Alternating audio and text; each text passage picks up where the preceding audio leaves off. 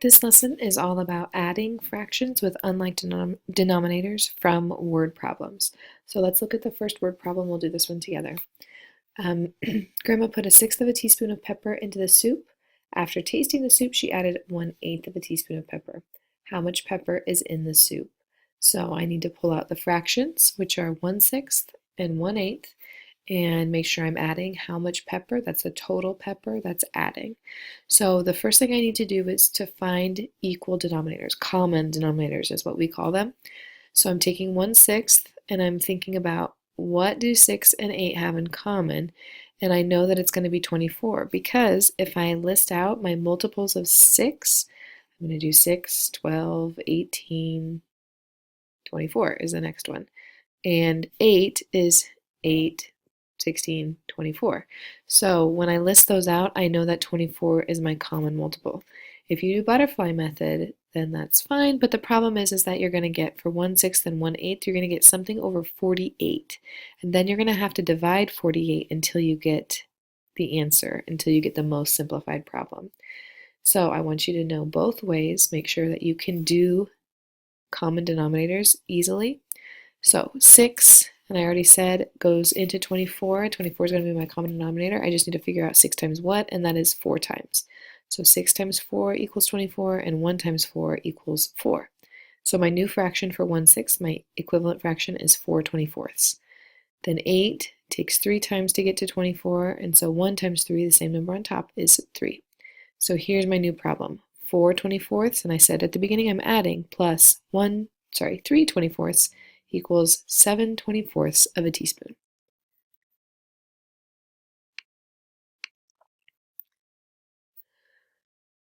A dump truck brought 1/3 of a ton of rock on the first trip, 5/6 of a ton on the second trip, and 5/12 of a ton on the third trip. What is the total weight?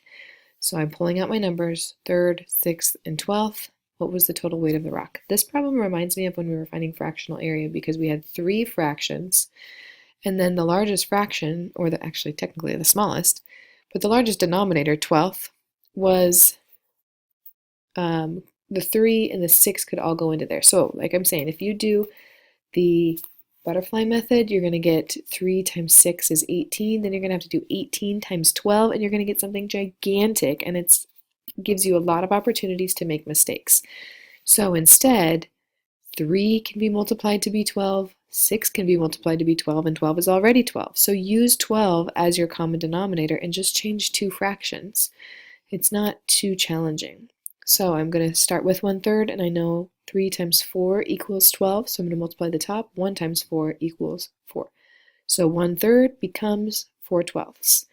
Then 5/6, it just takes 6 times 2 to equal 12. Then the same thing on the top. 5 times 2 equals 10. So here are my new fractions. 5/12 is already there, 4/12, and 10/12.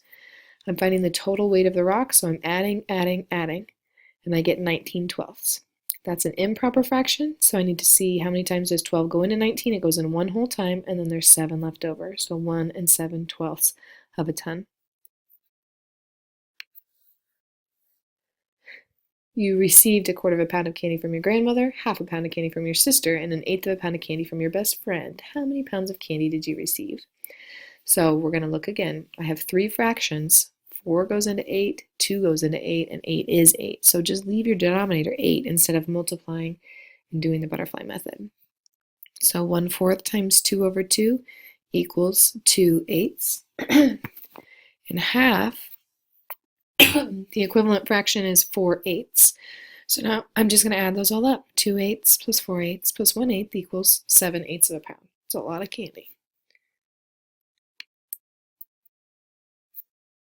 In making a fruit punch for a party, you mixed 1/2 gallon of grape juice with 3/4 of a gallon of orange juice. These are questions that are going to be very familiar to you.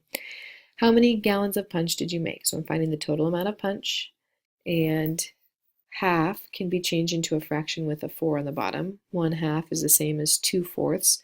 Then you just add them together. I get 5/4, and that is 1 whole plus 1/4 of a gallon more.